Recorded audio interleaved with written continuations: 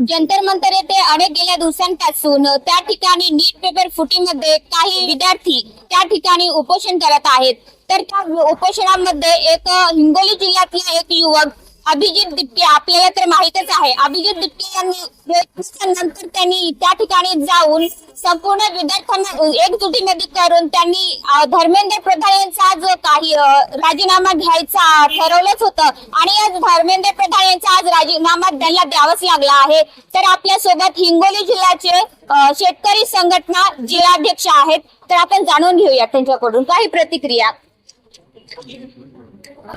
जंतर मंतर येथे नीट पेपर फुटीमध्ये काही त्या विद्यार्थ्यांवर लाठीचार्ज करण्यात आली होती व विद्यार्थ्यांना मारहाणही देखील त्या ठिकाणी झाली होती। धर्मेंद्र प्रधान यांचा आज विद्यार्थ्यांकडून राजीनामा झालेला आहे, तर आपण काय सांगाल आहात?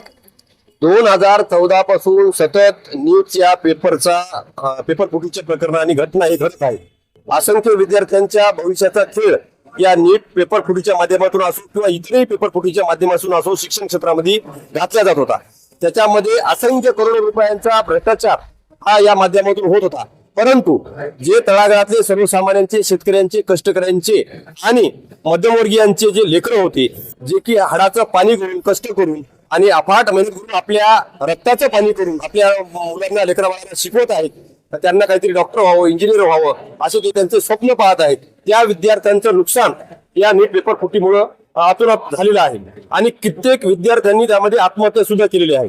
आणि म्हणून या बाबतीमध्ये ज्यावेळेस आवाज पुकारला गेला, सर्वसामान्य जनतेतून ज्यावेळेस त्याच्याबद्दल काही विचारणा झाली, तेव्हा सुप्रीम कोर्टाच्या जजनी हे जे सर्व जे नवयुवक आहेत, तरुण मंडळी आहेत, विद्यार्थी आहेत, त्यांना तुच्छतेची वागणूक, अहंकारापोटी तुच्छतेची वागणूक देऊन कॉक्रोच ही पदवी त्यांना दिली होती।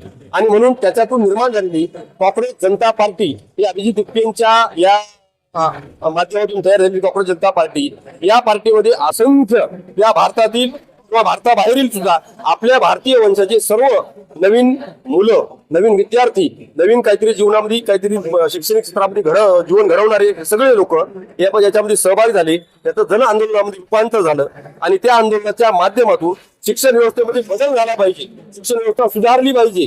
कारण हे जे स्वातंत्र्य आपल्याला जे मिळालेले आहे, त्या स्वातंत्र्याचा मूळ हेतू हे चांगलं दर्जेदार शिक्षण, स्वस्त शिक्षण आणि उच्च दर्जाचं शिक्षण मिळालं पाहिजे, चांगलं आरोग्य मिळालं पाहिजे, चांगलं सगळ्यांना स्वातंत्र्य असलं पाहिजे, सगळ्यांना समान संधी मिळाल्या पाहिजे। यासाठी हे स्वातंत्र्य मिळवण्यासाठी असंख्य धर्मवीरांनी, शूरवीरांनी त्याग केला होता आणि म्हणून त्याचाच कुठेतरी 2014च्या या आलेल्या सरकारच्या माध्यमातून पायमल्ली होताना दिसत होतं। फक्त धर्माच्या आपूची गोळी देऊन, धर्म हा पुढी करून, 2 धर्मामध्ये 3 धर्मामध्ये भांडण लावून, तंटे लावून, बकेटे लावून त्यांनी स्वतःची पोळी वाजून घेतली आणि मतदारांच्या मनामध्ये धर्माचं बीज पेरून, विष पेरून त्यांनी मत घेऊन ते सत्तेवर आले। म्हणून त्यांना एवढा अहंकार चढला होता, सतत 15 वर्ष झाले ते सत्तेमध्ये असल्यामुळं त्यांना कुठल्याही घटकावर काय अन्याय होत आहे किंवा त्या घटकाबद्दल कुठली आस्था, अपेक्षा त्यांना शिक्षण क्षेत्रामध्ये सतत हा घोळ होत आहे आणि याचा परिणाम हा सर्वसामान्य मध्यमवर्गीय कुटुंबांच्या आर्थिक क्षमतेवर सुद्धा होत आहे। कारण सोपं नाही आजचं शिक्षण राहिलं आहे। एखाद्या लेकराला शिकवायचं म्हणल्यानंतर रक्ताचं पाणी करणं, मजुदार वर्गाला, शेतकऱ्याला, कष्टकऱ्याला किती भयान परिस्थितीतूनचा सामना करावा लागत आहे। त्याच्या जीवनातले कितीतरी चांगले आनंदाचे क्षण त्याला त्यागून आपल्या लेकराच्या शिक्षणासाठी आज खर्च करताना आपण पाहतो। एवढं महागडं शिक्षण आणि प्रायव्हेट शिक्षण या व्यवस्थेमध्ये निर्माण झालेलं आहे। त्यामधून जो होणारा प्रक्षोभ होता हा तळागाळातून होता, त्याला फक्त ठिणगीची आवश्यकता होती आणि ती ठिणगी अभिजित दिपके नावाच्या युवकाच्या माध्यमातून, कॉक्रोच जनता पार्टीच्या माध्यमातून पडली। त्याला सर्व विरोधी पक्षाच्या सर्वच पक्षांनी जाहीर पाठिंबा दिला आणि त्याचं आज रूपांतर भव्य दिव्य अशा मोठ्या आंदोलनात झालं। सतत 20 दिवस सोनम वांगचुक या शास्त्रज्ञांनी तिथं उपोषण केलं, 26 दिवस उपोषण केलं आणि त्याचा परिणाम म्हणून या सर्व घडामोडीचा परिणाम म्हणून आणि विद्यार्थ्यांच्या शक्तीच्या पुढे हे हुकुमशाही सरकार कधीही जी झुकलं नाही त्याला झुकावं लागलं आणि त्यांची सगळ्यात महत्वाची जी मागणी, पहिली महत्वाची आणि ऍडजस्ट न होणारी मागणी जी होती की या देशाच्या शिक्षण मंत्र्याचा म्हणजे धर्मेंद्र प्रधानांचा राजीनामा हा झाला पाहिजे, तरच आम्ही आमच्या आंदोलनाची माघार घेऊ। त्याची पूर्तता आज शनिवारी झालेली आहे। हे त्या आंदोलनकर्त्यांसाठी, आमच्या सर्व नवीन पालकांसाठी, सर्वसामान्य कुटुंबातील, मध्यमवर्गीय शेतकरी कुटुंबातील सर्वांसाठीच आनंदाची बाब आहे। हा संघर्ष इथंच न थांबता आता त्याला योग्य दिशा देऊन तो पुढे नेण्याचा प्रयत्न करावा. आरोग्याच्या दृष्टिकोनातून सुद्धा त्याचं चांगलं काम झालं पाहिजे, हे सुद्धा महत्वाचं. आरोग्यामध्ये सुद्धा भरपूर मध्यमवर्गीय कुटुंबाची भरमसाठ लयलूट होत आहे. एका आकडेवारीनुसार जवळपास 40% म्हणजे दरवर्षी 10% लोक हे फक्त आरोग्याच्या प्रश्नामुळं हे गरिबीकडे ढकलल्या जात आहेत भारतातली. ही सगळी महत्वाची चिंतेची बाब आहे. या आंदोलनाला यश आलेलं आहे आणि त्या विद्यार्थ्यांचं ज्यांनी लाट्या खाल्ल्या, ज्यांनी स्वतःचे डोके फोडून घेतले, रक्त सांडलं, ज्यांनी कुठल्याही केसेसची चिंता केली नाही, त्या सर्व विद्यार्थ्यांचं या ठिकाणी करावं तेवढं कौतुक आहे. त्यांच्या क्षमतेचं कौतुक आहे, त्यांच्या ताकदीचं कौतुक आहे आणि त्यांच्या त्या ताकदीचाच हा विजय आहे. तर सर, तब्बल 14 वर्षानंतर आज कुठंतरी एका युवकामुळे बीजेपी सरकार आज एका युवकापुढे झुकलेला आहे. त्याचाच आज पाठिंबा म्हणून सर्व युवकांमध्ये आज आनंदाचं हसू चेहऱ्यावर दिसत आहे. आपण काय सांगू शकाल? तर जे 2014 पासून यांनी जे अघोरी सत्ता चालवलेली आहे, कुठल्याही घटकाला विश्वासात न घेतला, कुठल्याही घटकाला लोकशाही पद्धतीनं न वागवता आणि त्यांची फोडतोडीचं राजकारण, मोडतोडीचं राजकारण, आमदार विकत घ्या, खासदार विकत घ्या, प्रत्येक क्षेत्रामध्ये सत्तेची त्यांची सत्ता असली पाहिजे, नगरसेवक विकत घ्या, अशा ज्या माध्यमातून जे जनता जे पाहत आहे, सर्वसामान्य मतदार पाहत आहे, त्यांचा हे प्रक्षोभ होता, त्यांच्या मुलांचा प्रक्षोभ होता, त्या लेकरांचा त्या पालकांचा प्रक्षोभ होता. आणि हे काय आजच झालं नाही. म्हणजे मागच्या 2-4 वर्षापूर्वी दिल्लीच्या दरबारावर, दिल्लीच्या भूमीवर, याच्यावर नाक्यावर तिथं शेतकऱ्यांचं भव्यदिव्य आंदोलन झालं. त्या शेतकऱ्यांना यांनी काय केलं? देशद्रोही ठरवलं, त्यांना खलिस्तानी ठरवलं, त्यांना पाकिस्तानी ठरवलं, त्यांना अफगाणिस्तानी ठरवलं. म्हणजे त्यांच्या विरोधामध्ये, सरकारच्या विरोधामध्ये कोणीही आंदोलन करू द्या, त्यांचे प्रश्न मांडू द्या, त्या प्रश्नाची उकल करण्याऐवजी, त्यांच्याशी संवैधानिक पद्धतीने चर्चा करून त्याच्यातून मार्ग काढण्याऐवजी लाट्या वापरणं, आतुराच्या नळकांड्या वापरणं, दाबदडप टाकणं, जेलमध्ये टाकणं, केसेस टाकणं, अशा प्रकारचे हे हुकुमशाहीचे कारनामे त्याने करत आलेले आहेत 2014 पासून. म्हणजे ज्या मुलींनी आपल्या देशाच्या भवितव्यासाठी, आपल्या देशाच्या सामर्थ्यासाठी ज्यांनी ऑलिम्पिकमध्ये मेडल जिंकली, त्यांच्या चारित्र्यावर ज्यावेळेस वेळ आली, ते जंतर मंतर इथे जवळपास 2 महिने बसून राहिले, तरीही देशाचा पंतप्रधान हा त्यांना बोलत नाही, त्यांच्याशी कुठलेही म्हणजे एक वाक्य सुद्धा त्यांच्याशी चर्चा करायला तयार नाही. ते आंदोलन मोठीत करते, ते विद्यार्थ्यांचं आंदोलन मोठीत करते. म्हणून हा प्रक्षोभ वाढला सगळ्यामध्ये. आणि हे जेनजी नावाची जी पद्धत आहे ही कोणाला भिणारी नाही.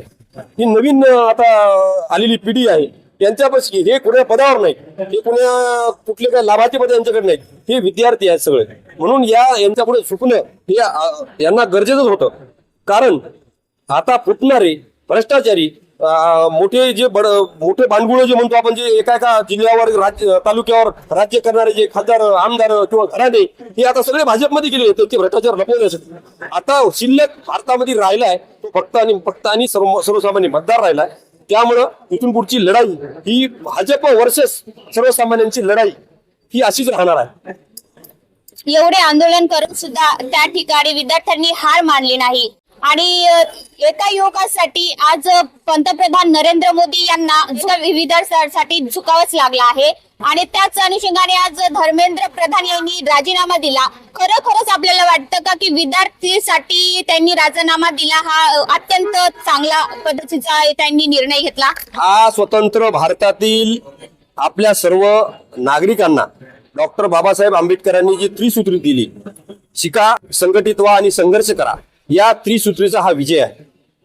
कारण तिथं लढणारे जे होते ते आंधळे भक्त नव्हते, ते सुशिक्षित होते, शिक्षण घेतले होते किंवा शिक्षण घेणारे होते आणि तळागाळातून आपल्या आई वडिलांच्या कष्टाचं, घामाचं चीज करून काहीतरी आपल्याला आपल्या आयुष्यामध्ये घडवायचंय, शिक्षणाच्या माध्यमातून घडवायचंय, अशी सुशिक्षित आणि जगाचा वेध घेणारी, जगाच्या ज्ञानाकडे पाहणारी, जगाच्या दृष्टिकोनाकडे पाहून स्वतःचं आयुष्य घडवणारी ही पिढी त्या ठिकाणी होती. त्याच्यामुळे हा बदल घडणं जरुरी होता. हा डॉक्टर बाबासाहेब आंबेडकरांनी दिलेल्या आपल्या त्या त्रिसूत्रीचा विजय आहे असं मी या ठिकाणी मानतो. अभिजित दिपके म्हणाले होते की धर्मेंद्र प्रधान यांनी सुद्धा राजीनामा दिला आहे आणि त्यानंतर पंतप्रधान यांनी राजीनामा द्यावा, असं आपल्याला कितपत खरं वाटते? नाही, आता तो विषय वेगळा झाला. पंतप्रधानांनी देशाची माफी मागायला पाहिजे, मी या मताचा आहे. कारण त्यांनी जे 2014 पासून कभी नाही झुकूंगा अशी जी इमेज त्यांची तयार करून ठेवली होती. लोकशाहीमध्ये पंतप्रधान म्हणजे सर्व देशाचा आवाज असतो. तो काय कुठल्या एका पक्षाचा आवाज नसतो, तो का कुठल्या एका संघटनेचा आवाज नसतो, तो का कुठल्या एखाद्या गटाचा आवाज नसतो, तो या देशाचा आवाज असतो. आणि देशाच्या आवाजानं देशातल्या जनतेला, म्हणजे जी की खरी या लोकशाहीची मालक आहे, तिच्या कष्टाला, तिच्या दुःखाला वो दिली पाहिजे, वो देऊनच काम केलं पाहिजे. त्यानं धर्माची आपुची गोळी फिरवून त्याच्यावर राज्यकारभार जास्त दिवस चालवता येत नाही.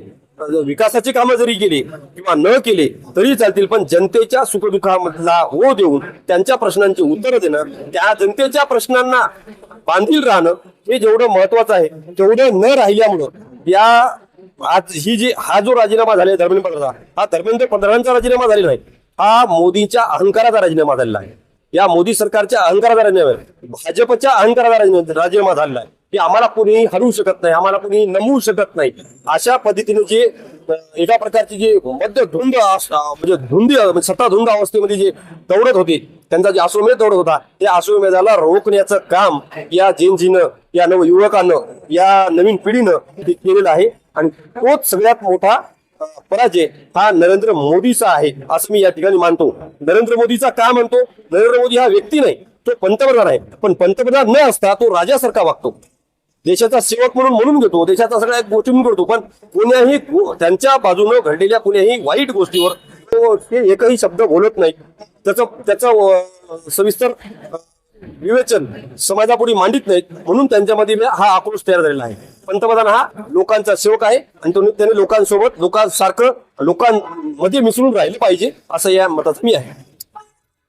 जंतर मंतर इथं आंदोलन झालेल्या ठिकाणी राहुल गांधी यांना सुद्धा खूप मार साठून गेलं होतं. आपण काय सांगू शकाल त्याविषयी? देशातल्या इतिहासातली पहिली घटना आहे की आज युवकांच्या आणि सर्वसामान्यांच्या प्रश्नाला दाद देऊन विरोधी पक्ष नेता किंवा विरोधी संपूर्ण पक्ष हा रस्त्यावर उतरला आणि पंतप्रधानांच्या समोर त्यांनी ठिय्या आंदोलन केलं. ते पक्ष त्यांनी या सर्वसामान्यांचे प्रश्न वेधण्यासाठी म्हणून हे आंदोलन केलं आणि त्यांना तर ते हे करणं योग्यच नाही, पण जे काय झालं असेल ते निषेधार्ह आहे. आणि लोकशाहीमध्ये आंदोलन करण्याचा प्रत्येकाला अधिकार आहे. तो आंदोलनाचा अधिकार हे राहुल गांधींनी आणि इतरही विरोधी पक्षांनी सर्वांनी बजावलेला आहे. त्याच्यामुळे त्याच्यात काही दुमत नाही की त्यांनी जे सरकारने केलं ते चुकीचं केलं. त्याचा परिणाम आज आपण पाहतो, त्यांना त्याची किंमत चुकवावी लागलेली आहे. जंतर मंतर इथे आज विद्यार्थी खूप आनंदात आणि उत्साहात मध्ये आहेत आणि व त्यांच्या आनंद उत्साहामध्ये आपण त्यांच्याविषयी काय सांगू शकाल? नाही, सर्वप्रथम अभिजित दिप्तेंनी, जे की कॉक्रोच जनता पार्टीचे संस्थापक आहेत, समन्वयक आहेत आणि मुख्य चेहरा आहेत, त्यांनी आज संध्याकाळी आपल्याला गावागावामध्ये जे नीट पेपरच्या तुटीमुळं व्यथित होऊन ज्या 22 विद्यार्थ्यांनी आत्महत्या केली, त्यांनी स्वतःचं जीवन संपवलं, या व्यवस्थेवरचा तो विश्वास उरला अशा प्रकारचा तो हे झाला होता.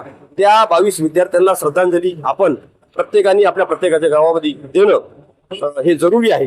त्या माध्यमातून मी पुन्हा तसं आव्हान सर्व परिसरातील आपल्या गावागावातील सुजान विद्यार्थी मित्रांना आणि सगळ्या सुजान जनतेला मी करतो की त्या 22 विद्यार्थ्यांना आपण प्रत्येक जण आपल्या गावागावामध्ये श्रद्धांजली आपण द्यावी असं या ठिकाणी सांगतो. मी शुभांगी पंडित, स्वतः न्यूज मराठी, हिंगोली.